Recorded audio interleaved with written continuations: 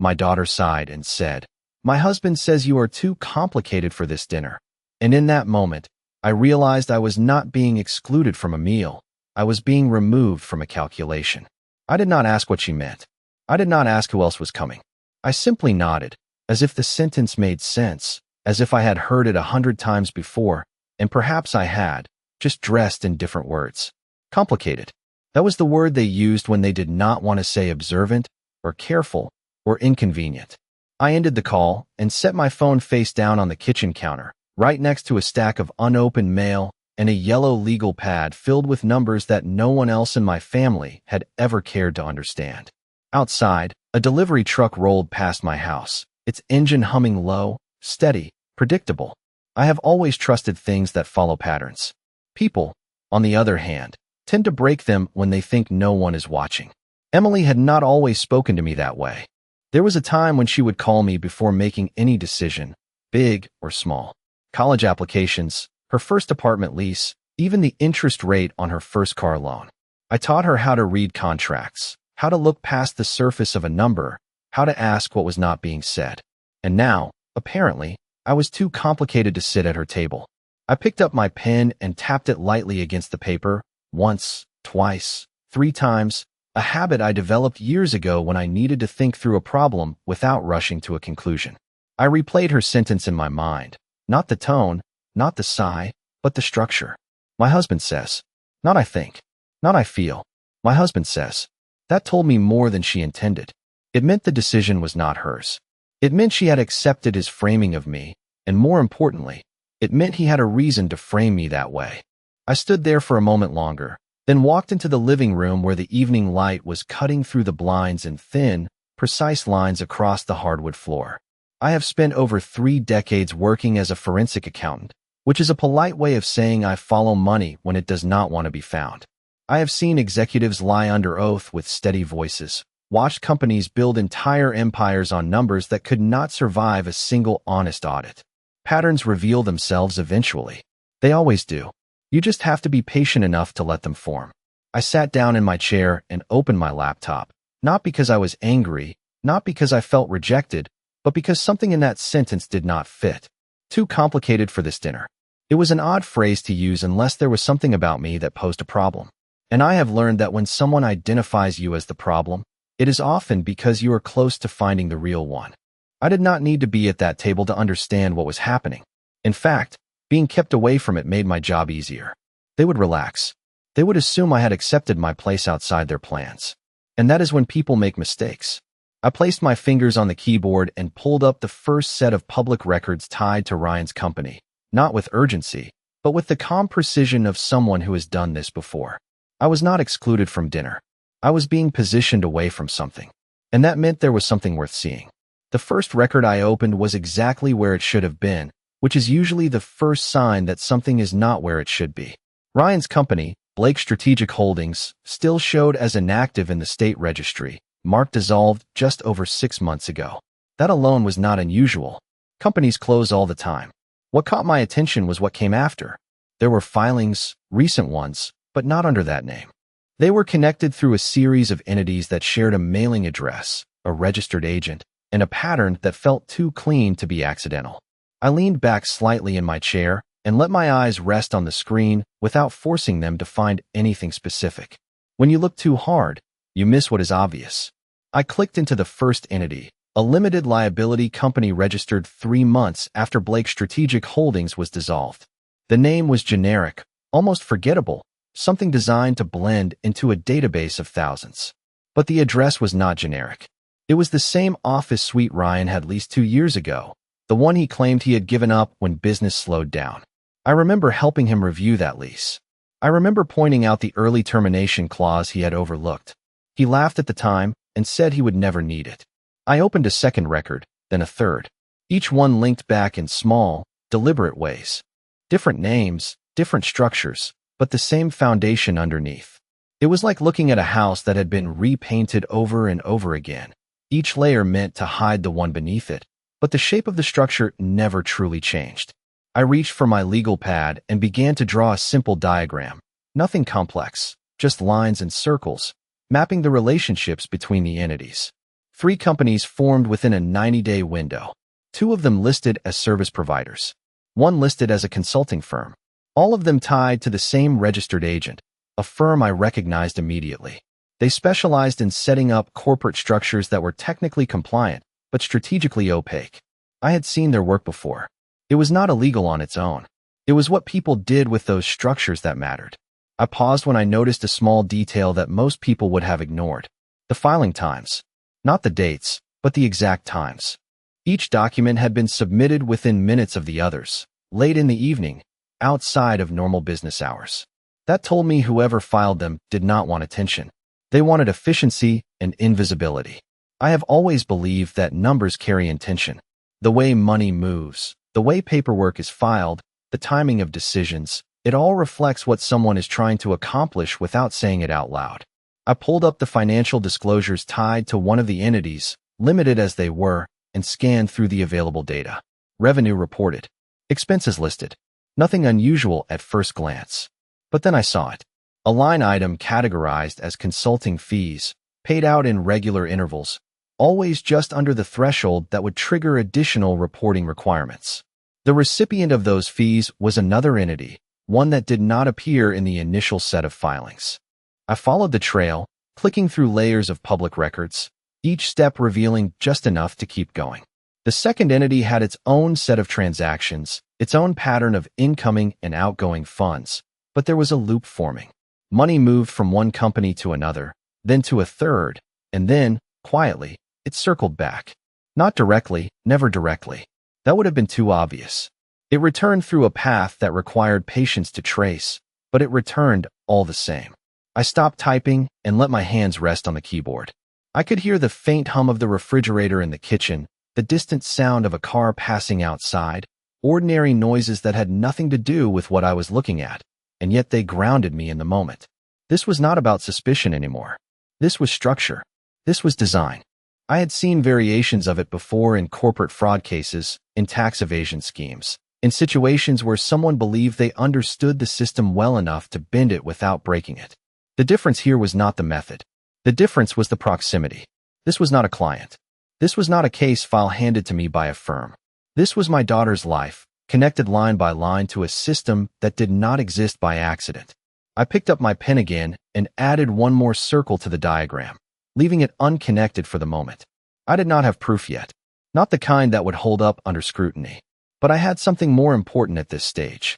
I had a pattern that did not belong in an ordinary business, and I had a reason to believe that the dinner I was not invited to was not just a dinner. It was a place where people who thought they were safe gathered without asking who might be watching from the outside. The next morning, I did not rush back to the laptop. That is one of the most common mistakes people make when they believe they have found something important. They lean in too quickly, and in doing so, they miss the space around the pattern, the context that gives it meaning. Instead, I made coffee, the same way I always do, measured, deliberate, 2 tablespoons of grounds, 6 ounces of water, nothing left to chance. Routine has a way of sharpening perception. As I stood there waiting for the machine to finish, my phone lit up on the counter. A message from Emily. It was short, almost casual. Hope you are doing okay. Dinner went well. We will catch up soon. No apology. No explanation. Just a soft closure, as if the conversation from the night before had already been filed away in her mind. I read it twice, not for what it said, but for what it did not say. There was no mention of who attended.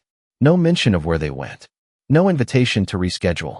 That told me the exclusion was not temporary. It was structural. I set the phone down without replying and took my coffee into the living room, where the morning light revealed the diagram I had left on the table. 3 circles connected by thin lines, one still floating, waiting for confirmation. I sat down and opened my laptop again, not to repeat what I had already seen, but to test it. Patterns are not proven by repetition. They are proven by resistance. I pulled up a separate database, one that tracks commercial banking relationships tied to registered entities. Access to it is limited, but I still maintain credentials through a consulting arrangement I never officially retired from. The interface was outdated, the kind of system built years ago and maintained just enough to keep functioning. I entered the first company name and waited as the results loaded. There it was. A primary account held at a regional bank, Modest balances, nothing that would raise concern. Then I entered the second entity. Different bank, different state, but the same pattern of transactions. Regular deposits, followed by structured withdrawals, always just below reporting thresholds. Clean, careful, intentional. I moved to the third entity, the consulting firm. This one took longer to load, and when it did, I noticed something that made me pause. The account had been opened only weeks ago, but it had already processed a volume of transactions that did not align with its stated business activity. Consulting firms do not typically move funds that quickly unless they are acting as intermediaries. I leaned closer to the screen, scrolling through the transaction summaries, watching the numbers move in quiet, repetitive loops. In, out, always in similar amounts, always within tight time frames. It was not chaotic. It was controlled. I reached for my pen and began annotating the diagram, adding arrows, marking the flow of funds, noting the banks involved. When I finished, the three circles were no longer separate. They formed a closed system, one that fed itself while presenting the appearance of independent operations. That is when I returned to the fourth circle, the one I had left unconnected. I did not fill it in immediately. Instead, I opened a different file, one I had not planned to revisit. A property record tied to Emily's name. She and Ryan had purchased their house 3 years ago, a modest place just outside the city, financed through a conventional mortgage. I remember reviewing the paperwork with her, making sure she understood the terms. I pulled up the latest assessment and compared it to the original loan documents. The numbers did not align the way they should have. The valuation had increased, which was expected, but the equity position suggested additional capital had been introduced, not through appreciation, but through direct input. I checked the lien records. No secondary mortgage. No home equity line of credit. That left only one possibility. Cash. Significant cash, injected without formal documentation tied to the property. I sat back and let that settle. Cash does not appear in isolation.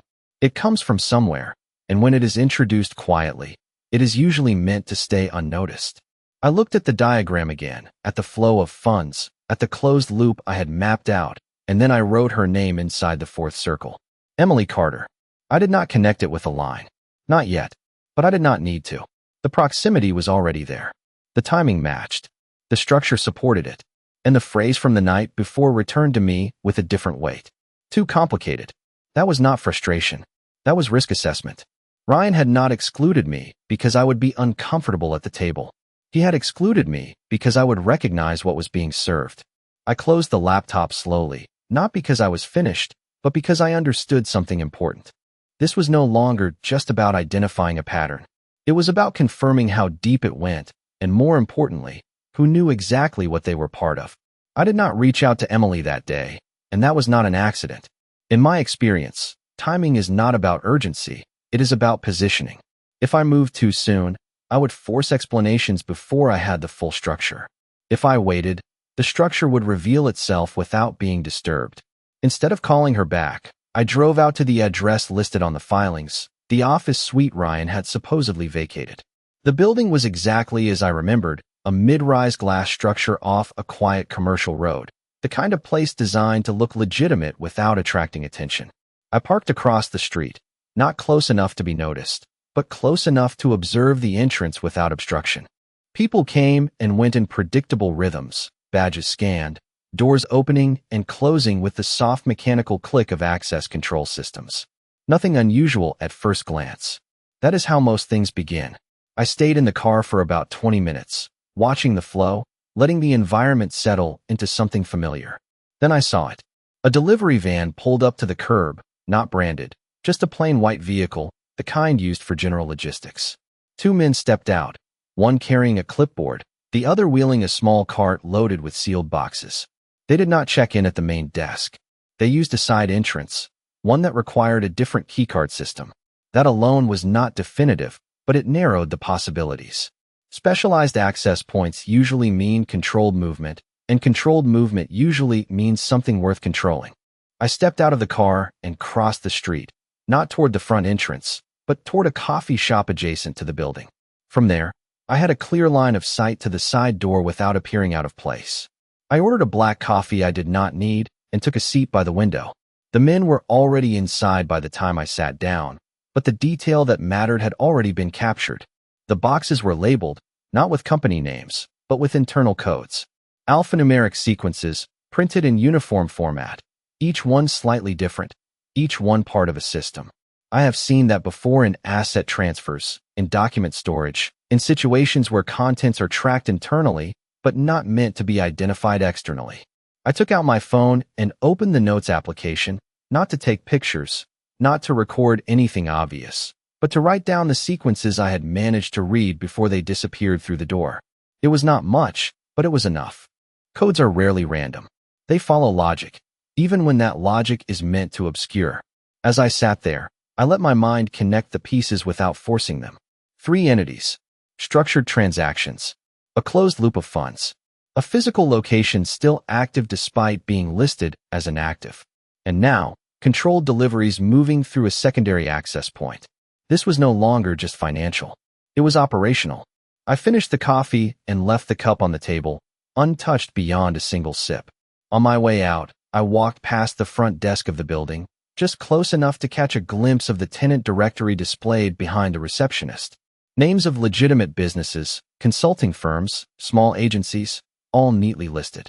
None of them matched the entities I had been tracking. That was expected. Shell structures rarely advertise themselves. I stepped back outside and returned to my car, but I did not start the engine immediately. Instead, I looked down at the notes on my phone, at the codes I had written, and then back at the building. The question was no longer whether something was happening. The question was how it was being sustained without drawing attention from systems designed to detect exactly this kind of behavior. And that is when another detail surfaced, something I had not fully considered until that moment. Access. Not just physical access, but informational access. Systems like this do not operate in isolation. They rely on gaps, on blind spots, on people who either do not look too closely or are given a reason not to. I thought about Emily again, about the way she had framed that sentence, about the quiet acceptance in her voice. She was inside this world, whether she understood it fully or not. The house, the unexplained cash, the timing, it all placed her within the perimeter. I started the engine and pulled away slowly, merging into traffic without drawing attention. I did not need to stay any longer. I had seen enough to confirm that the pattern extended beyond spreadsheets and filings. It existed in real space, in controlled movement, in systems designed to function without questions. And the more I considered it, the clearer one thing became. I was not being kept away from a dinner table because I was complicated. I was being kept away because I knew how to ask the one question that could not be answered without everything unraveling. That night, I did not look at the building again, and I did not open my laptop right away. There is a point in any investigation where gathering more data too quickly begins to blur the clarity of what you already have, and I had learned long ago that restraint is not the absence of action, it is part of the method. Instead, I sat at the dining table, the same one Emily used to sit at when she was younger, legs barely reaching the floor, asking questions about numbers she did not yet understand but wanted to. I remember showing her how to balance a checkbook, how every entry had to match, how even a small discrepancy meant something was wrong. She used to laugh when I would make her redo the math, but she always got it right in the end. That memory stayed with me longer than I expected, not because it softened anything, but because it gave context to what I was seeing now. Emily was not careless. She was not incapable of understanding systems, which meant if she was inside one now, she had either chosen not to see it, or she had decided it was acceptable. I reached for the legal pad again and studied the diagram, tracing the lines with my finger as if they might shift under pressure. 3 entities forming a loop, a fourth connected through proximity and timing, and a physical operation that supported the flow. It was coherent. Too coherent to be accidental. What I did not have yet was the bridge between the financial structure and the operational layer, the point where money and movement intersected in a way that could not be explained away as coincidence. That bridge is always the hardest part to find, because it is where intention becomes visible.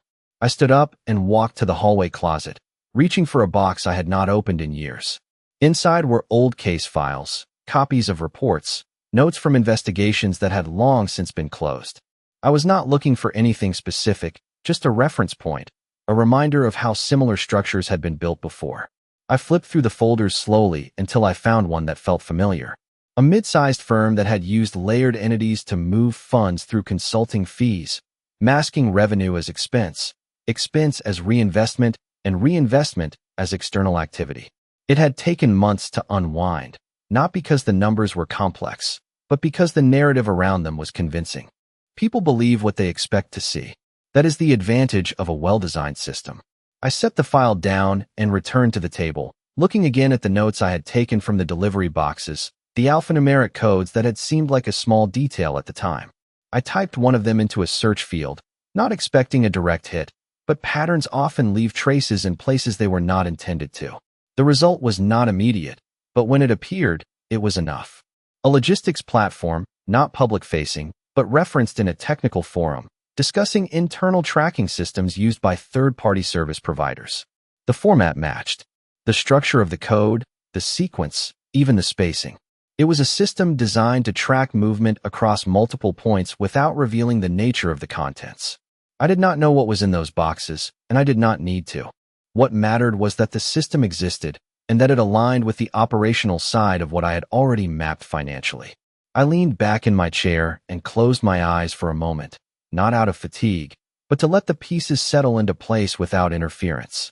When I opened them again, I drew a line from the third entity to the operational layer, not directly, but through a notation that indicated dependency. The consulting firm was not just moving money. It was facilitating movement. That was the bridge. That was the point where the system transitioned from abstract to tangible. I looked at Emily's name in the fourth circle and finally drew a line, thin, deliberate, connecting her to the structure not as a central node, but as a beneficiary. That distinction mattered. It meant she might not be the architect, but she was within the flow. I sat there in silence, the room dim except for the light above the table, and considered what came next. There is always a moment when an investigation shifts from observation to decision. Up until now, everything I had done could be justified as curiosity, as caution, as a professional instinct applied to a personal situation. What came next would not be neutral. It would introduce pressure, and pressure changes behavior. I picked up my phone and opened my messages, reading Emily's earlier text one more time. "We will catch up soon." I typed a response, then deleted it. Then I typed again, slower this time, choosing each word with intention. "Dinner sounds like it went well. I would like to see you both. No rush. Let me know when it works." I read it once, making sure it carried nothing more than what it needed to, and then I sent it. It was not a confrontation. It was an invitation. But underneath it, there was something else. A test. Because the way they responded would tell me not just what they knew, but what they believed I knew, and that difference would determine everything that followed. The response came the next morning, earlier than I expected, which in itself was a form of information. Emily did not usually respond to anything before 9 unless it mattered to her in some immediate way. Her message was simple, almost overly casual. "This weekend could work. Maybe Sunday evening? Ryan has something during the day, but we can do dinner after."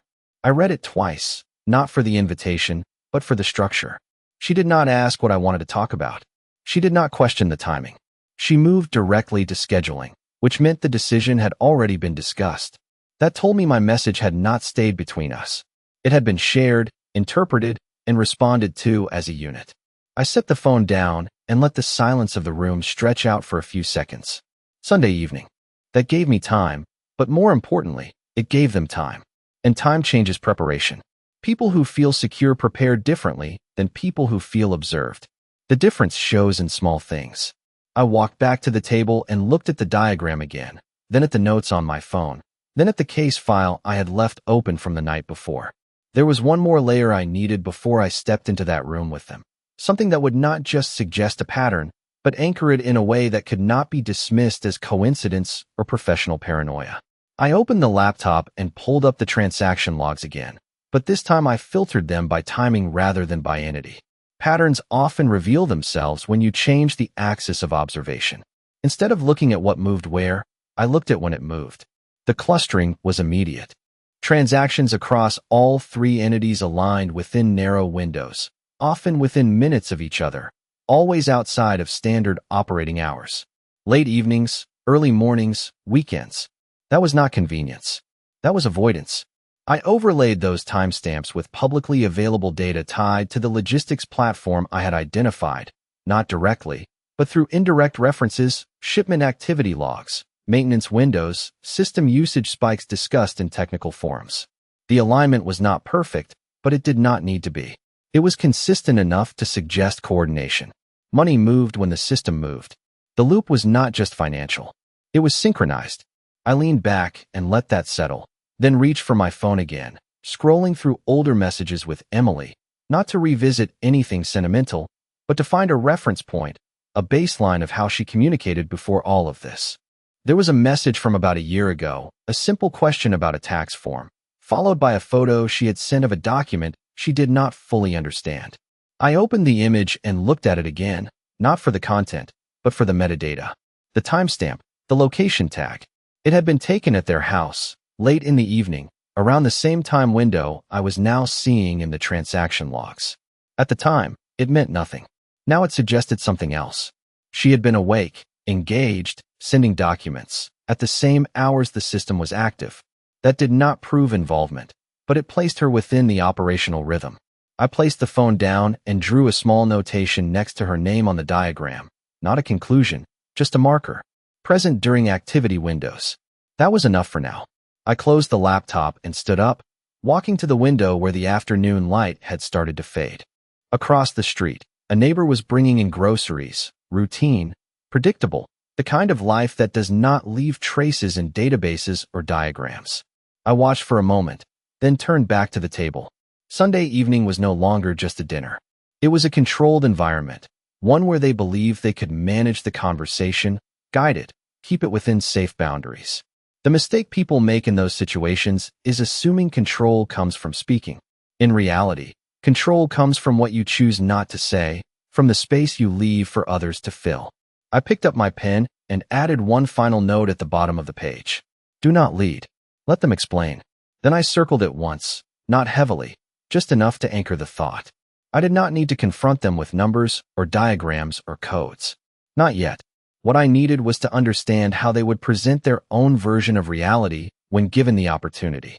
Because the story they chose to tell would reveal more than any document I could put in front of them. And once that story was clear, once the gaps between what was said and what I already knew became visible, then the next step would not require force or accusation. It would require precision. And precision, when applied at the right moment, does not create chaos. It creates inevitability. Sunday arrived with the kind of quiet that usually signals nothing is wrong, which is often when the most important things are happening beneath the surface. I did not spend the day preparing in the way most people would expect. There were no printed documents laid out on the table, no rehearsed lines, no attempt to organize the evidence into something presentable. Instead, I focused on consistency. Same routine, same pace, same measured attention to small details. I made breakfast, cleaned the kitchen, and spent an hour reviewing notes I already knew by memory, not to learn anything new, but to ensure nothing about my behavior suggested a shift. When people expect tension and do not see it, they begin to fill that space with their own assumptions. That is where information starts to surface. I left the house a little before 6 in the evening, not early enough to seem eager, not late enough to seem indifferent. Their house sat in a quiet neighborhood about 20 minutes away, the same one I had driven to countless times over the past few years, always for reasons that felt ordinary at the time. As I pulled into the driveway, I noticed the lights inside were already on, warm, evenly spaced, no harsh shadows, no rushed preparation. That told me they had planned this, not just scheduled it. I stepped out of the car and paused for a moment, not out of hesitation, but to let the environment register fully before I entered it. The air was still, the kind of early evening calm that carries sound in a very precise way. I could hear faint movement inside, voices, low and controlled, not raised, not hurried. When I knocked, Emily opened the door almost immediately, as if she had been standing just on the other side. Her expression was composed, practiced, the kind of smile that appears when someone has already decided how the interaction is supposed to go. "Hey, Dad," she said, stepping aside to let me in. Her tone was light, but not relaxed. There was a layer underneath it, something measured. Ryan was in the kitchen, standing near the counter, a glass of water in his hand. Not wine, not anything that would suggest this was a casual dinner. That detail mattered. People who want to maintain control avoid anything that could disrupt it. He greeted me with a nod, not overly warm, not distant, just enough to establish normalcy without inviting anything deeper. I took in the room without appearing to study it. The table was set for 3, nothing excessive, no additional guests, no distractions. That confirmed this was not a social evening. It was contained. Emily moved toward the kitchen, mentioning something about finishing up, leaving Ryan and me in the same space, but not directly engaged. That, too, was intentional. It created a moment where either of us could initiate something before the structure of the dinner fully formed. I did not. I walked to the table and took a seat, placing my hands lightly on the surface, not folded, not tense, just present. Ryan watched me for a second longer than necessary, then set his glass down and leaned against the counter, arms crossed loosely, a posture that suggested ease but limited movement. He was waiting, not for a question, but for a signal. I gave him none. Emily returned with plates, setting them down with steady movements. No clatter, no hesitation. She sat across from me, Ryan to her right, forming a triangle that felt less like a family dinner and more like a controlled exchange. For a few minutes, the conversation stayed where they wanted it. Work, traffic, small, neutral topics that require no commitment and reveal nothing. I responded in kind, matching their tone, their pace, offering just enough to maintain the rhythm without adding weight. Then, as expected, there was a shift. It was subtle. Emily paused between sentences, her eyes moving briefly to Ryan before returning to me. That was the cue. She set her fork down and leaned back slightly, creating space between herself and the table. So, she said, the word carrying more intention than anything that had come before it. You said you wanted to see us. I looked at her, then at Ryan, then back at her, letting a small pause settle before answering. I did, I said, my voice even unforced. I realized it has been a while since we sat down like this. It was not a lie. It was not the full truth. It was enough. Ryan's expression did not change, but his attention sharpened, the way it does when someone hears something that could move in more than one direction. Emily nodded slowly, as if accepting the answer while still waiting for what she believed would come next. I picked up my glass of water and took a small sip, not because I needed it, but to extend the moment just enough to let them settle into their expectations. Then I set it down and met her eyes again. How is everything going with the business? I asked, keeping the question simple, open, and entirely within the range of what a father might reasonably ask. But underneath it, there was something else. It was not the question itself. It was the fact that I had chosen that question first. And in that choice, the entire structure of the evening shifted, just slightly, just enough to change who was now responsible for explaining what. Ryan did not answer immediately, which told me more than if he had responded quickly with something polished and rehearsed. He shifted his weight slightly, uncrossing his arms and reaching for his glass, buying himself a second that he did not want to make obvious. Emily glanced at him again, not long, just enough to confirm alignment, and then she spoke first. It is going well, she said, her tone steady, but a little too measured, like someone reciting a line they had already practiced. We have been busy. A lot of new opportunities. I nodded once, not interrupting, not pushing, just allowing the answer to exist without reacting to it. That is good, I said calmly. What kind of opportunities? The question was simple, but it required detail, and detail is where structure either holds or begins to show strain. Ryan stepped in this time, his voice smooth, controlled, the kind of tone people use when they believe they can define the narrative before anyone else has the chance to shape it. Consulting work mostly, he said. We have been expanding into a few different areas. It has been a good transition after closing the previous company. He kept his eyes on me as he spoke, watching for a reaction, measuring whether I accepted the explanation as presented. I leaned back slightly in my chair, not in resistance, but in a way that signaled I was considering what he said rather than challenging it. Consulting, I repeated, as if placing the word in context. That makes sense. It was not agreement. It was acknowledgement. There is a difference, and people who rely on vague language often miss it. Emily relaxed just a fraction at that, her shoulders lowering slightly, her posture easing as if the conversation had moved into a safer space. That was the moment I had been waiting for, not because it gave me an opening, but because it revealed where they believed the boundaries were. I picked up my fork and took a small bite, keeping the rhythm of the dinner intact, not allowing the conversation to feel like an interrogation. I saw something interesting the other day, I said after a brief pause, keeping my tone neutral, almost casual. A few filings connected to a consulting structure that looked familiar. Ryan's hand paused for just a second before he set his glass down, a movement so small it would have been easy to miss if you were not looking for it.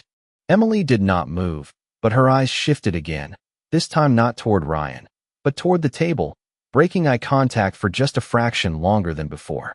There are a lot of those, Ryan replied, his voice unchanged, but his pace slightly slower. Pretty common setup these days. I nodded again, as if agreeing with the general statement. They are, I said, especially when they are designed to move quickly between entities. I did not elaborate. I did not explain. I let the sentence sit exactly as it was, precise enough to be meaningful, vague enough to avoid direct accusation. Silence followed, not long, but longer than any silence earlier in the evening. It was the kind of silence that forces people to decide whether to fill it or let it pass. Emily chose to fill it. "We are just trying to be smart about how we grow," she said, her voice slightly tighter now, the ease from a few moments earlier gone. "There is nothing unusual about that." I looked at her, not with suspicion, not with judgment, just with the same steady attention I had maintained since I walked in. "Of course not," I replied. "Growth usually requires structure." Again, not disagreement, not confirmation, just a statement that sat alongside hers without resolving it. Ryan leaned forward slightly, placing his hands on the table, no longer leaning back against the counter, no longer in a passive stance. "I am not sure what you are getting at," he said, the first direct challenge of the evening, though still controlled, still measured. I met his gaze without shifting my posture. "I am not getting at anything," I said calmly. "I asked how things were going. You told me. I am listening." That was the truth, but not the full truth. And they both knew it. The dynamic in the room had changed now, not dramatically, but enough that the earlier rhythm could not return to what it was. They had moved from presenting a story to defending its edges, and that shift meant the structure I had been mapping was no longer just external. It was present at the table, in the way they chose words, in the pauses between sentences, in the decisions about what to explain and what to leave undefined. I picked up my glass again and took another sip, letting the silence settle once more, not as pressure, but as space. Because in that space, people reveal what they are trying to protect, not by what they say, but by what they avoid saying altogether. Ryan did not respond to that last statement right away, and this time the pause was longer, heavier, not just a moment to choose words, but a moment to decide which version of the truth to stand behind. Emily shifted slightly in her seat, her fingers brushing the edge of her plate as if she needed something physical to anchor herself. The room had not changed, the lighting was the same. The table still set neatly between us, but the air carried a different weight now, something quieter, more precise. Ryan finally leaned back again, though not as comfortably as before, his posture adjusted in a way that suggested he was recalibrating rather than relaxing. "Then what exactly are you listening for?" he asked, his voice still controlled, but with a sharper edge underneath, the first indication that the conversation had moved beyond what they had planned. I let a small breath pass before answering, not to create tension, but to allow the question to exist fully before I responded to it. "Consistency," I said simply. "When things are going well, they usually sound the same no matter how you describe them." It was a neutral statement on the surface, but it carried enough weight to settle into the space between us without needing further explanation. Emily's eyes lifted back to mine, searching for something, not an answer, but a boundary, a line that would tell her where this was going. I did not give her one. Instead, I reached for the napkin and adjusted it slightly on my lap, maintaining the rhythm of the evening, keeping everything grounded in the ordinary. "You both said consulting," I continued after a moment, my tone unchanged. "That can mean a lot of things. Strategy, operations, financial structuring. It depends on the client." Ryan nodded once, quickly, as if agreeing with the general idea while preparing to define it more narrowly. "Mostly strategy," he said. "Helping companies scale, improve efficiency, that kind of thing." His answer was clean, broad enough to sound legitimate, specific enough to appear intentional. It was also exactly the kind of answer that avoids detail. I inclined my head slightly, acknowledging the explanation without confirming it. That usually involves a lot of documentation, I said. Reports, projections, internal analysis. I did not look at him directly when I said it. I looked at the table, at the place settings, at the small details that made the scene feel ordinary. That made the statement easier to hear, harder to challenge. Emily spoke again, a little faster this time. Of course it does. We keep everything organized. There was a defensive note in her voice now, not overt, but present enough to register. I looked back at her, holding her gaze for a second longer than before, not in confrontation, but in recognition. I would expect that, I said quietly. Organization is what keeps systems stable. The word systems lingered in the air just long enough to matter. Ryan's expression tightened, not dramatically, but enough that the shift was clear if you knew where to look. He picked up his glass again, taking a sip this time, using the motion to create a break in the conversation. When he set it down, he did not lean back. He stayed forward, engaged, attentive. "You have always been detail-oriented," he said, the sentence positioned as a compliment, but carrying a different kind of intent, sometimes more than necessary. I let a faint smile form, not wide, not dismissive, just enough to acknowledge the remark without absorbing it. "Details are usually where things either hold together or fall apart," I replied. "It depends on how they are used." Emily exhaled softly, a small sound that might have gone unnoticed in any other setting, but here it marked a shift. She was no longer trying to guide the conversation back to safety. She was trying to understand how far it had already moved. I picked up my fork again and took another bite, letting the normal rhythm reassert itself for a few seconds before speaking again. "I saw an interesting pattern recently," I said, keeping my voice level. "Different entities, similar timing, funds moving in tight windows. It was well structured. I did not attach it to them. I did not make the connection explicit. I placed it in the room and let it exist on its own." Ryan's gaze did not leave mine this time. There was no glance toward Emily, no visible check for alignment. He held steady, which told me something had settled for him as well. "A lot of structures look similar from the outside," he said.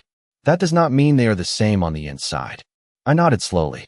"That is true," I agreed. "The difference is usually in the intent." The word landed differently this time. It was not just part of the conversation anymore. It was the center of it. Emily looked down at her hands, then back up again, her expression no longer composed in the same way it had been when I arrived. There was something else there now, not fear, not yet, but awareness. The kind that comes when you realize a conversation is not unfolding the way you expected, and you are no longer sure which parts are safe to explain and which parts are not. I set my fork down gently and folded my hands on the table, not as a signal of conclusion, but as a transition. The surface of the evening had been maintained, but underneath it, the structure had shifted completely. They were no longer explaining their business to me. They were responding to a pattern they could not see in full, but could feel forming around them. And that difference, subtle as it was, meant that whatever came next would not be guided by what they chose to say, but by what they had already revealed without realizing it. Ryan did not respond immediately this time, and the silence that followed was no longer uncertain, it was deliberate. He was choosing not just what to say, but whether saying anything at all would move the situation in his favor. Emily looked between us again, but this time there was no attempt to smooth the moment or redirect the conversation. She was waiting, just like he was, but for something different. Not control, not reassurance, but clarity. I did not rush to fill the space. Silence, when held long enough, stops being uncomfortable and starts becoming revealing. I let it stretch just a few seconds further before I reached for my glass again, taking a slow sip, placing it back down with the same measured care as before. "You are right," I said finally, looking at Ryan without any shift in tone. Structures can look identical from the outside and operate very differently underneath. It was an agreement on the surface, but it did not reduce the tension. If anything, it narrowed the focus. Ryan gave a small nod, as if acknowledging that we were now speaking on the same level, though not necessarily from the same position. "Exactly," he said. "So it is easy to misinterpret things if you do not have the full picture." That word again. Picture. It implied distance, perspective, something incomplete. I inclined my head slightly. That is true, I replied, which is why I usually look for the parts that do not depend on interpretation. I let that sit, then added, almost as an afterthought, timing, for example. Emily's fingers tightened slightly around her fork, not enough to make a sound, but enough to change the way her hand rested on the table. Ryan did not move this time, but his attention sharpened in a different way, not defensive, but focused, as if he had decided that avoiding the line was no longer possible, and now he needed to understand exactly where it was drawn. Timing of what? He asked, keeping his voice even. I did not answer immediately. Instead, I reached for the napkin again and adjusted it slightly, the same small, controlled movement as before, reinforcing the normalcy of the setting while introducing something that was not normal at all. Transactions, I said calmly, across multiple entities. Consistent intervals. Late hours. Weekends. Very precise windows. I did not look away when I said it. I did not soften the statement or expand on it. I simply placed it between us. Emily inhaled quietly, her shoulders rising just a fraction before settling again. Ryan's gaze held steady, but there was no longer any question about whether he understood the direction of the conversation. He did. The only question now was how he would respond to it. That is not unusual, he said after a moment. A lot of businesses operate outside of standard hours now. Global clients, different time zones. It was a reasonable explanation, one that could stand on its own if there was nothing else around it. I nodded once, acknowledging the logic without challenging it directly. Of course, I said, but those patterns usually align with external activity. Communication logs, client interactions, system usage. They leave a broader footprint. I paused just long enough to let the implications settle before continuing. When they do not, it becomes something else. Emily set her fork down this time, not abruptly, but with a finality that had not been there before. Her eyes met mine, and for the first time that evening, there was no attempt to manage the moment. What are you saying? She asked, her voice quieter now, not defensive, not dismissive, just direct. I looked at her, not as an investigator, not as an analyst, but as her father, though the two had never been entirely separate. I am saying that patterns do not form by accident, I replied. And when they are this consistent, they usually serve a purpose. Ryan leaned forward slightly again, his hands resting flat on the table now, no longer holding anything, no longer using movement as a buffer. And you think that applies to us? He asked. The question was not confrontational. It was precise. I let a small pause pass, not to create drama, but to ensure the answer carried exactly the weight it needed. I think it applies to any system that shows the same structure, I said. Whether it is intentional or not depends on who designed it. The distinction mattered. It left space, but not much. Emily looked down briefly, then back up, her expression no longer composed in the way it had been at the beginning of the evening. There was something else there now, something closer to recognition than denial. Ryan did not look away, but the stillness in his posture had changed. It was no longer controlled ease. It was containment. I folded my hands lightly on the table again, returning to the same position I had taken earlier, reinforcing the rhythm, the consistency, the lack of escalation. I did not come here to accuse anyone, I said calmly. I came because something did not make sense to me, and when things do not make sense, I try to understand why. It was the truth, but it was also a boundary. What came next would not be driven by pressure from me. It would be shaped by how they chose to respond to what had already been placed in front of them. And in that moment, as the three of us sat at the same table, the structure that had existed outside this room, in filings, in transactions, in quiet systems operating out of sight, had fully entered the space between us, no longer abstract, no longer distant, but present, waiting for one of them to decide whether to maintain it or let it begin to unravel. Emily was the first to break, but not in the way most people would expect. She did not deny anything. She did not raise her voice. She did not look to Ryan for permission before speaking. Instead, she leaned back slightly, her hands resting flat against the table as if she needed to feel something solid beneath her. You are making this sound like something it is not, she said, her tone steady, but no longer rehearsed. There was something more honest in it now, something less controlled. I watched her carefully, not for what she said, but for what she chose not to say. Then tell me what it is, I replied, keeping my voice level, not pressing, not accusing, just opening the space wider. Ryan turned his head slightly toward her, just enough to signal awareness, but he did not interrupt. That told me something had shifted between them as well. She was no longer deferring. She was deciding. Emily exhaled slowly, her eyes moving briefly to the side before returning to me. It is structured, she said. Yes, it has to be. That is how you manage growth without getting buried in taxes or overhead. Everyone does it. The phrase landed with a familiar weight. Everyone does it. I had heard that before, in different forms, in different rooms. Always at the moment when someone needed to normalize something they knew could not stand on its own. I nodded once, acknowledging the statement without validating it. Everyone uses structure, I said. Not everyone builds loops. Ryan's jaw tightened slightly at that, not visibly to someone who was not looking, but enough that the shift registered. Emily did not respond immediately this time. She looked at him, not for direction, but for confirmation, and what she saw there was not reassurance. It was calculation. That was when she understood something I had already known. This was not just about explaining a business. It was about defining responsibility. We are not doing anything illegal, Ryan said, stepping in now, his voice firmer, more anchored than before. It was the first time he had framed the situation in those terms. Not unusual, not misunderstood, not misinterpreted. Illegal. The word changed the entire structure of the conversation. I did not react to it directly. Instead, I let it settle, then answered in the same tone I had used all evening.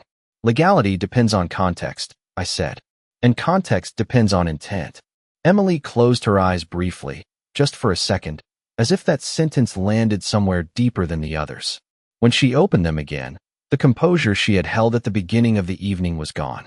Not replaced with panic, not replaced with fear, but with something else. Recognition. You think we planned this, she said quietly.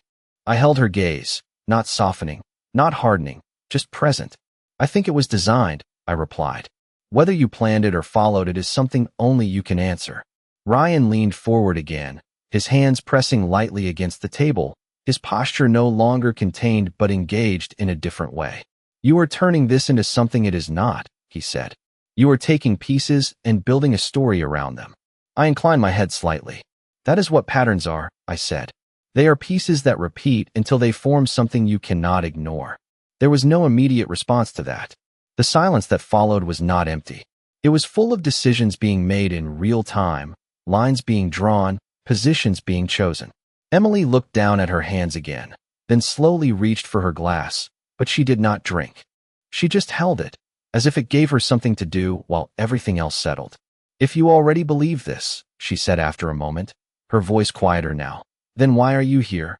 It was a direct question, the first one that was not about deflection or explanation, but about intention.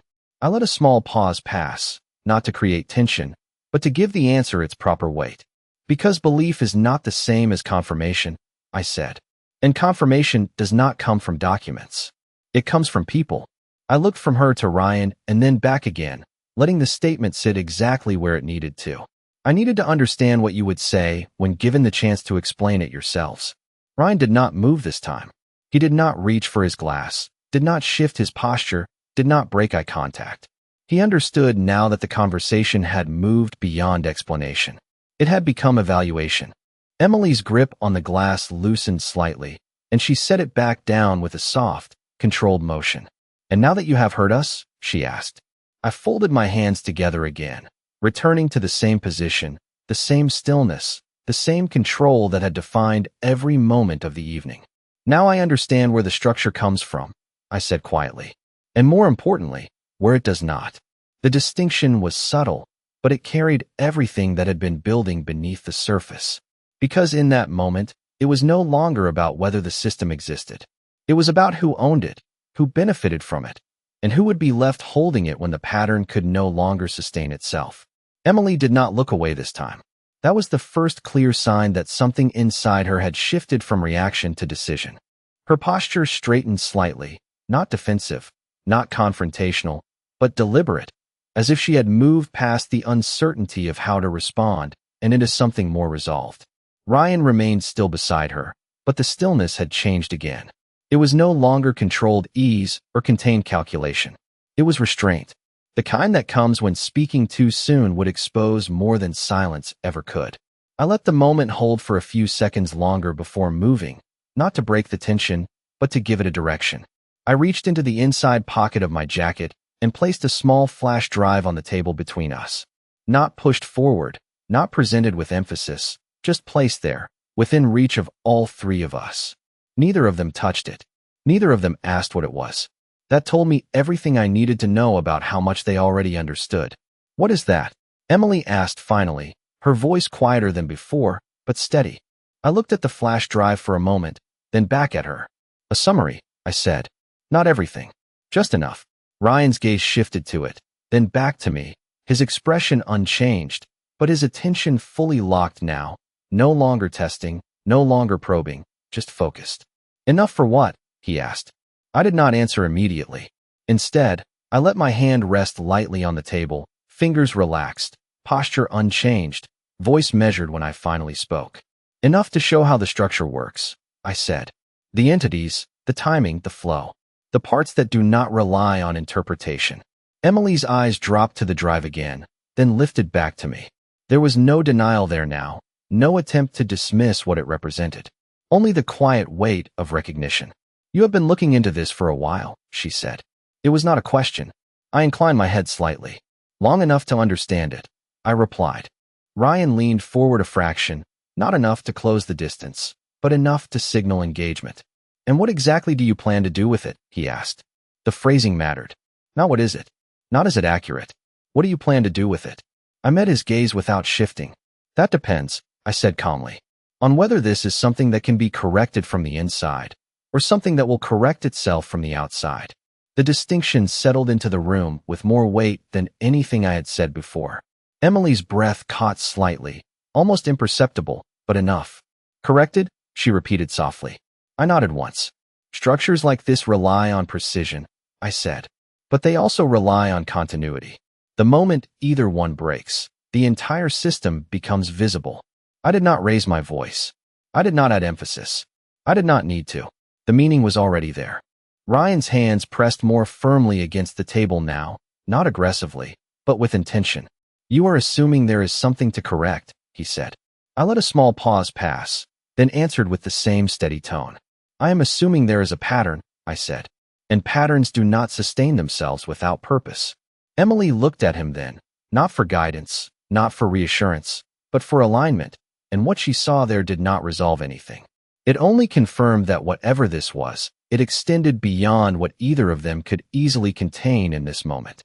I reached for my glass again, taking a slow sip, then setting it back down in the same place, the same motion, reinforcing the rhythm that had never broken from the beginning. "I am not here to force anything," I said quietly. "I am here because once something reaches this level of structure, it does not stay contained indefinitely." Emily's eyes returned to the flash drive, and this time she did not look away quickly. She studied it, as if trying to measure its weight without touching it. "If we look at it," she said slowly, "what happens next?"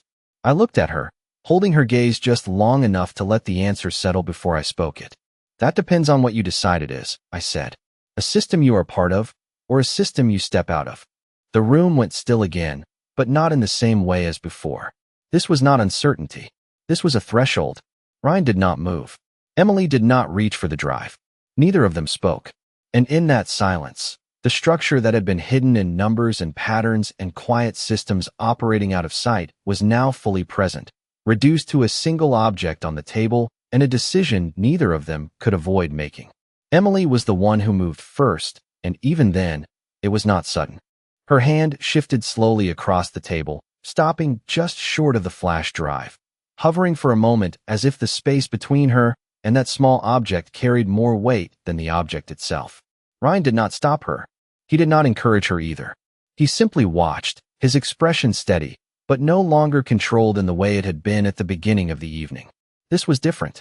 This was no longer about managing a conversation. This was about deciding what version of their reality they were willing to stand behind. Emily finally picked up the drive, turning it once in her fingers, not opening it, not examining it closely, just acknowledging that it existed and that it now belonged to her in a way it had not a moment before. She set it back down carefully, almost in the exact same position, but not quite. That slight shift was enough. It meant the balance had already changed. If we walk away from it, she said quietly, not looking at Ryan this time, only at me. If we step out like you said, what happens to everything built around it? It was the first question that carried real consequence, not defensive, not reactive, but forward-looking. I held her gaze, steady, without softening the answer. Then it stops depending on you, I said. And whatever cannot exist without that structure will show itself for what it is.